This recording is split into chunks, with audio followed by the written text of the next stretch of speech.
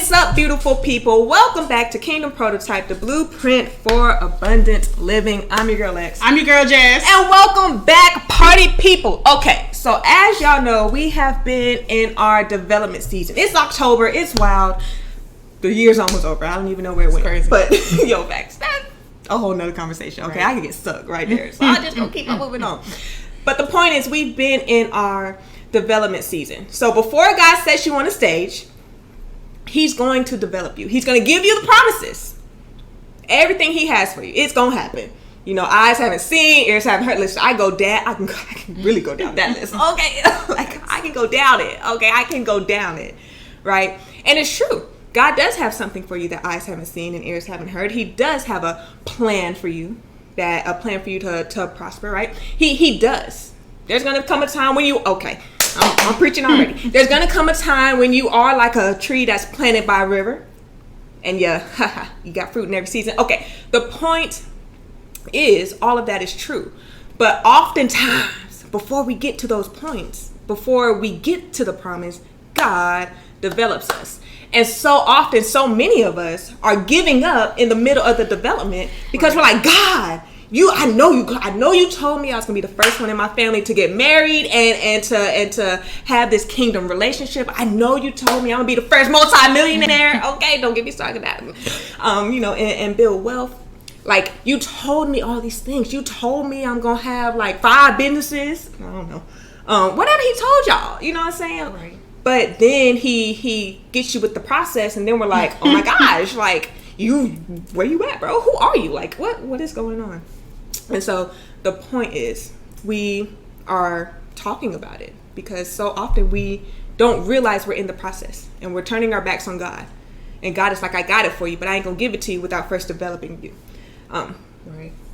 So yeah, that was a big spill, wasn't it? Okay. I'm following. Okay, you following? Okay, but we back. So today, we are going to be talking about the character part, the character piece. Because God is after your character. Because some of us, our character's a little... Yeah. a little iffy. A little questionable. So when you think... I'm about to ask you a question. When you think about this idea of character development, what's the first thing that comes to your mind? So the first thing that comes to my mind is God processing us and just trying to get any of that rebellion out of us, because as humans we're naturally rebellious against God's will, right? And just trying to build us up in obedience. And I know, like, for me, trying to get me out of that self-centeredness. Ooh. Trying to get me out of that self-centeredness for sure, and just trying to basically show me that my life isn't my own. Like, my life isn't about me. It's bigger than me. So that's what I think about when I think about character development, for sure. Because that's okay, I'm gonna ask you another question. Because that's something that He definitely sat me all the way down. All the way. And, listen, like, look, He the God of the sit down. Right. Okay, that's not that. I know you think your life is your own, but it's really not. It's not. I'm sorry. I'm sorry to hurt your feelings, but it's bigger than you. So that's definitely what I think about when I think about character development, for sure. Yeah. I started laughing because I have a question. Because that's real. The rebellion. We are naturally, a rebellious people. LOL. Because we come out the womb. Rebellious. Mama's, exactly. Rebellious. Okay. Like, do this. Why? No. Y'all remember when we go through the no phase? Another conversation. Or the why phase. Or the why phase. You know what I'm saying? That's just natural. But then you were talking about the obedience piece. But I want to go back to the he sat you down and he started to tell you or show you that your life isn't your own. Mm-hmm. What has that been like? What does that look like? And what has it been like to experience? It's been shocking. Yeah. It's been very shocking. But I don't know. It's all kind of mixed emotions. It's been humbling. It's been I don't know, shocking the best word, but I'm gonna just say shocking. But it's also been like a weight lifted off of me as well, because I know that I'm not in complete control, of my life. So that's a huge weight been lifted off, because I know that I don't have to, do everything on my own, figure out everything on my own. Like, if I just submit to his will, then I know everything will start coming together the way Yeah. that it should be. So I feel like that definitely has taken a lot of pressure off. And I feel like it also gives me purpose. It also gives me purpose, because when I was at a stage where I kind of was defining my own purpose or trying to figure out what my purpose was, I wasn't doing such a good job. Yeah. So, facts. So it just basically, I feel like it gives me clear vision of my purpose.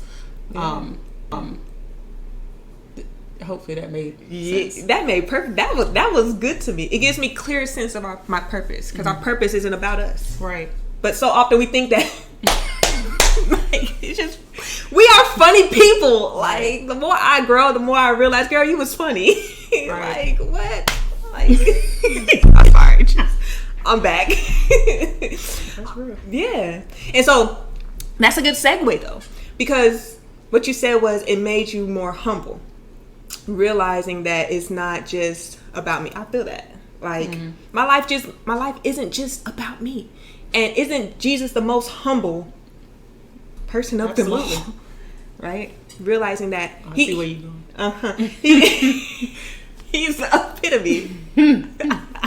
Oh, you smooth. I know, because we get ahead of ourselves. I think we should just keep going. He's the epitome of humility. Is it time? He's the epitome, of humility. And so we laughing because I'm about to read some scripture. So an honest, transparent moment. An honest, transparent moment. We were talking about what we were going to talk about today, and this scripture came up, and it's just been wild. And so I was battling. I was like, girl, I'm battling because I don't want this to be no Bible study. Like, No 30-minute Bible study. no 30-minute Bible study. I want y'all falling asleep on this. Listen, like, you know what I'm saying? So I say all that to say it was a battle between my flesh and my spirit. I'm not going to That's a whole I'm not going to preach. another conversation. I'm not going to preach. But I think I'm supposed to, so I'm just going to be obedient. And the people who are supposed to be here and listen to this, they're going to be here and listen to this. And the people who don't, I mean, that ain't my problem. Okay, so we're talking about this idea of character development, right? Before God sets you on a stage, he's going to develop you. So this is Jesus speaking. We are going to Mark. This is such a plot twist, God. We are going to Mark chapter 10. I'm sorry. Y'all, this is a plot twist. I've never. Okay. Focus, Alexa. Focus. Okay. Mark chapter 10. Verses 42 through 45. So, little backstory. Basically, the brothers, I don't remember which one, John and, who is his brother? James and John. James? Yeah. Yeah, okay, all right. James and John, they come to Jesus like, hey, yo, Jesus, like, we trying to be up there with you. You know what I say? We trying to be number 2 and number 3. Okay. Right? And so, that happens. Okay. And so, we're going to pick up to, I'm just going to read it. Okay. Jesus gathered them all and said to them, those recognized as rulers of the people and those who are in top leadership positions rule oppressively over their subjects. But this is not, emphasis on the not, the example you are to follow. You are to lead by a different model. I'm getting excited. Okay, relax. You are to lead by a different model. Kingdom prototype. Okay, now I'm flowing. Kingdom prototype. Right?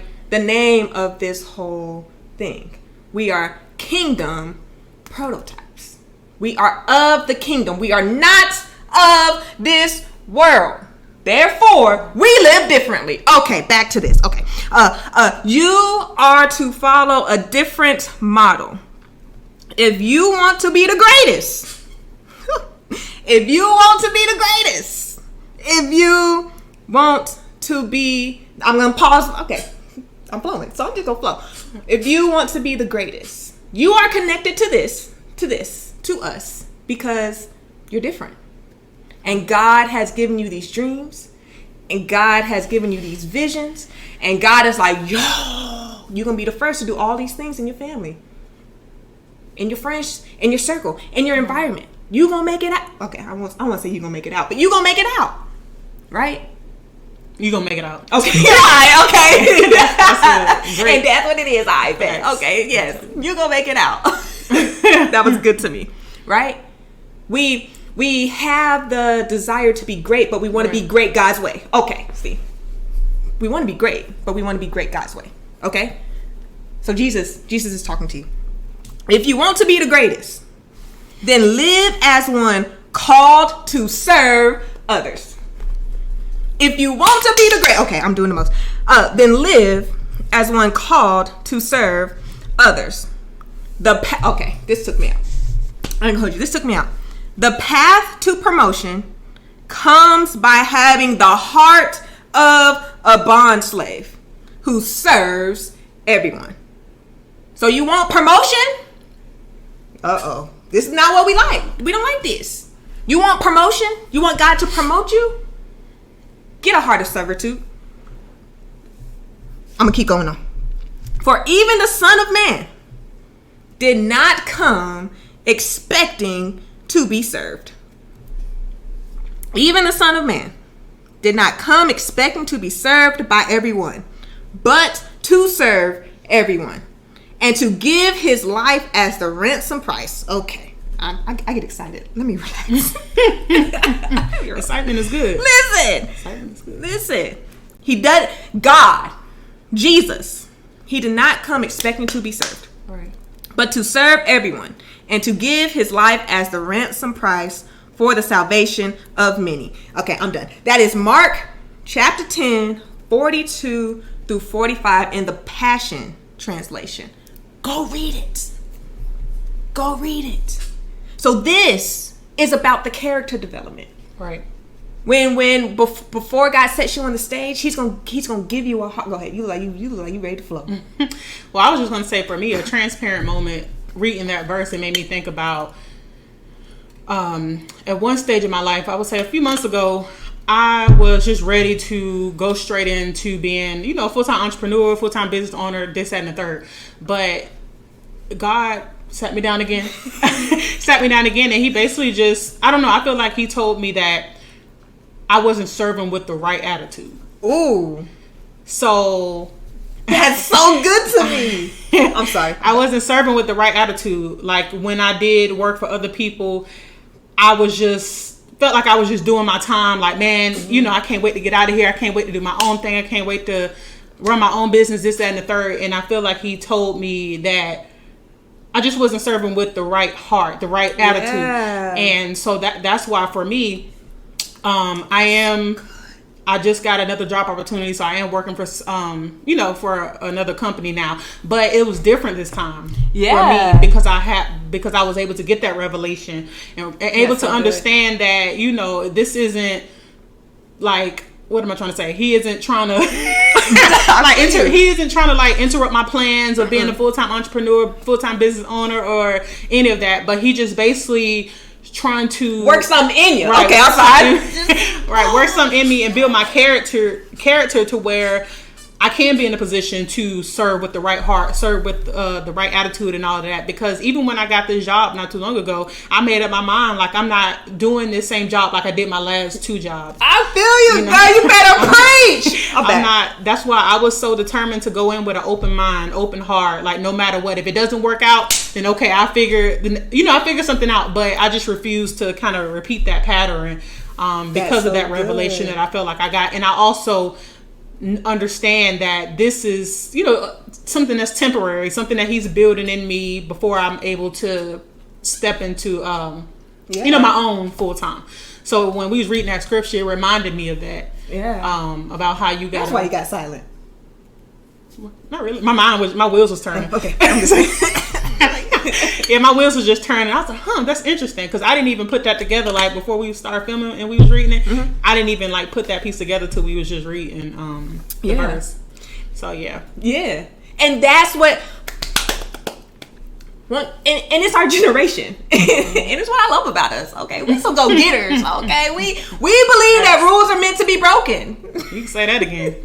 You can definitely say that again. Rules are meant to be broken. Okay. We that generation. Listen, we that generation. Like, we don't care about the ways that our parents did it, they parents did it, and they parents did it. We don't care nothing about paying our dues. I'm laughing, but that's so true. Yeah, because God sat me down, okay?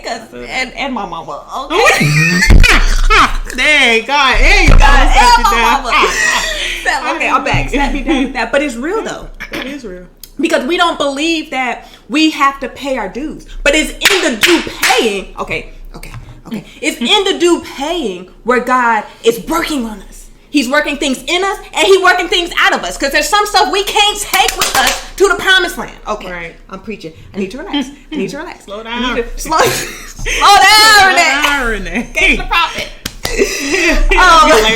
She saw us stuff. I know. I'm going to die.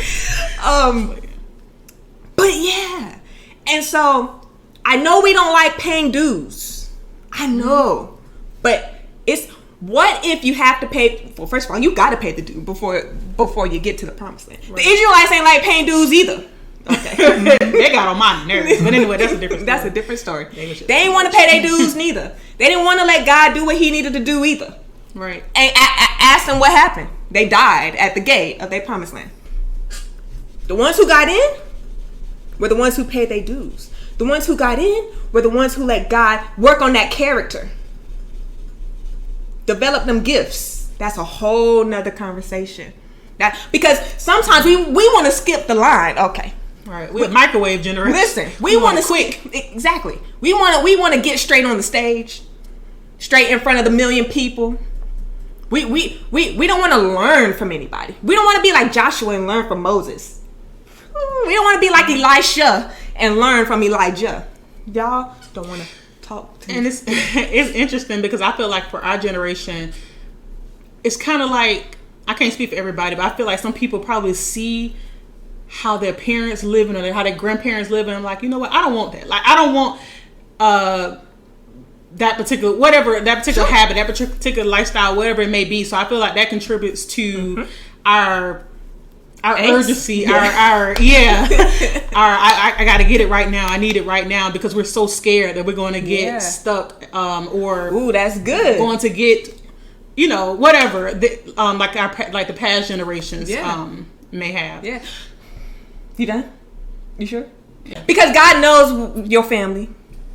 He know your family history. He know what family He placed you in. He know what race you are. He know what gender you are. He know if you can't see and you gotta wear glasses. Okay, he knows all of these things. And sometimes in our urgency, we don't allow Him to take out the things that have been instilled in us by the generations before us. By our mamas, by our granddaddies, by our grandmas, by our aunties, the things that are in our bloodline that can't go with us. Right. And so I get the angst. Trust me, I get it. I understand. I understand. Okay, but we have to slow down. We gotta slow down. I'm getting into a whole nother one. We gotta slow down. We have to slow down and allow God to do His work. Or else we're going to be like the Israelites and we're going to die at the gate. This ain't sexy. I know it. But we got to slow down and ask God, okay, God, where do you want me to be right now? What are you trying to work in me right now? What are you trying to instill in me right now? What are you trying to take out of me right now? Is it my pride? Is it my lust? Am I a liar? Am I a manipulator? I got questions. You can't take that with you to the stage. Okay. You go. I can go. Yeah, okay. You got someone. Because I be trying to contain, because it's making sense now. Why it's flowing this way? It's making sense now. Because all of this is preparing us to lead a life that is worthy. You get it? That is worthy of the call. It makes sense now. Got it. Clicks. Gotcha. That's in Ephesians 4. Go look it up. Ephesians 4, verses 1 and 2. Read the whole chapter. Hello. But read it in the Amplified Bible. read it. That version takes me out. We got to lead a life worthy of the calling. To whom much is given, much is required. Okay, I'm preaching. I need to relax. Because we just want the things. We just want the life. But we don't realize that, first of all, other people's lives and destinies and freedom and wholeness is attached to our life. Therefore, we got to lead a life that is worthy of the call. Because we can't lead people to freedom if you're still in bondage. So that's real. How you broken? I ain't talking about. I mean, to break it all the way down. Y'all ever had them hairdressers? You a hairdresser, but your hair is messed up. Right. And guess what? That's real though. And guess what? Do you go to that hairdresser?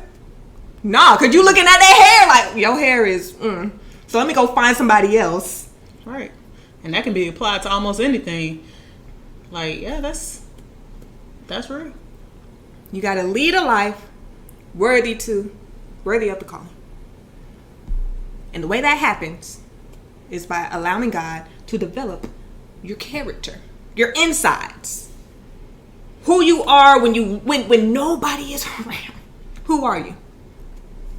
When nobody is around. And it's just you and Jesus. I got questions. Are you really that smiley, bubbly, lucky? What's that? Go lucky or yeah. See, that's why you my dog. You knew what I was trying to say. I'm weak. Person. Are you really? Or do you get home and take the mask off like, whew? Can we talk about it? Thank God that's over. Listen. Because that's how so many of us are walking through life with these masks on. Right. See, y'all don't want to talk to me today. And we ain't talking about the COVID mask. Yeah, and we ain't talking about the COVID. Because y'all was wearing masks before COVID. Right. Okay, anyway. That's a whole sermon. That's a heck of a sermon. That's good. I like that. I am crying. Well, somebody gonna steal your stuff. Somebody gonna say, I ain't no preacher prophet. So go ahead. I ain't no preacher prophet after. Apostle, what else is? Go ahead. I am dying. I don't want no microphone. Right. Okay, back. That's all the devils with microphone. But anyway, but what I thought about earlier, you just got that? I am dying. What I just thought about earlier too, when we were talking about kingdom prototype and how we're kingdom, not of this world, and the prototype obviously trying to be the blueprint for our family, for our friends, or whatever. I thought about this that sermon as well by Pastor Renee that was talking about having no point of reference.